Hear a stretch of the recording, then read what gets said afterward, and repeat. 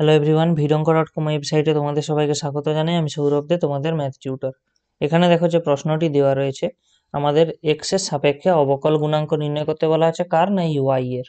তো দেখো ওয়াই এর একটা ভ্যালু দেওয়া আছে, তো আমরা প্রথমে ওয়াই কে ক্যালকুলেশন করে কিছুটা সিম্পলিফাই করি এবং তারপরে আমরা তাকে এক্স এর সাপেক্ষে তার অবকল গুণাঙ্ক নির্ণয় করব।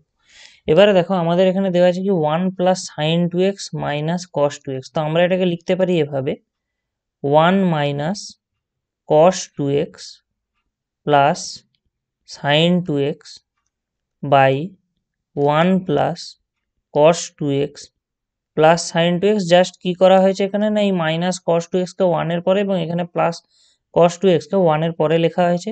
এবারে আমরা ফর্মুলা জানি cos 2x এটা ইকুয়াল টু হয় cos square x minus sine square x। অর্থাৎ আমরা এখান থেকে লিখতে পারি cos 2x এর value 2 cos square x minus 1, অর্থাৎ 2 cos স্কোয়ার x এর ভ্যালু হবে 1 প্লাস cos 2x। একইভাবে আমরা এই ফর্মুলা থেকে একটা লিখতে পারি cos 2x equal to 1 minus 2 sine square x। তাহলে সেখান থেকে আমরা কি পেয়ে যাচ্ছি, 2 sine square x equal to 1 minus cos 2x। তো দেখো এখানে থাকা এই 1 মাইনাস cos 2x এবং এখানে থাকা 1 প্লাস cos 2x এ আমরা এখানে এইটা এবং এই অংশটা দিয়ে রিপ্লেস করব। আর আমরা sin 2x এর ফর্মুলা জানি, sin 2x এর ফর্মুলা হলো 2 sin x cos x।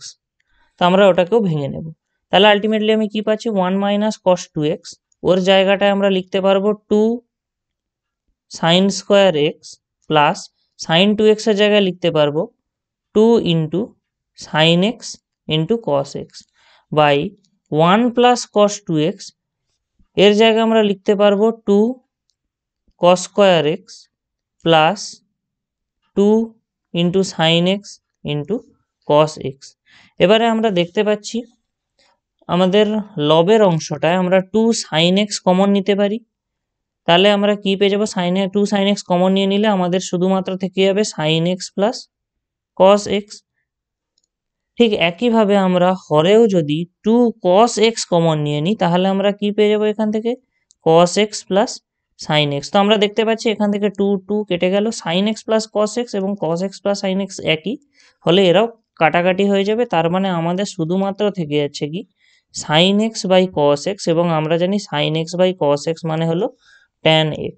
তাহলে y এর মান আমরা কি পেয়ে গেলাম, y এর মান পেয়ে গেলাম tan x। এবারে আমাদেরকে x এর সাপেক্ষে অবকল গুণাঙ্ক নির্ণয় করতে বলা আছে, মানে আমাদেরকে নির্ণয় করতে বলা আছে dy dx। তাহলে dy dx কি হবে না, dy dx হবে ddx অফ tan x, এবং ddx অফ tan x মানে হলো sec স্কোয়ার x। তো আমাদের যে অবকল গুণাঙ্কটা নির্ণয় করতে বলা হয়েছিল সেটা হলো এই অংশটা। ভিডঙ্ক.com ওয়েবসাইটে ম্যাথ দেখার জন্য অসংখ্য ধন্যবাদ। এরকমই নানা প্রশ্ন তাদের সমাধানের জন্য আমাদের ওয়েবসাইটটি ভিজিট করো।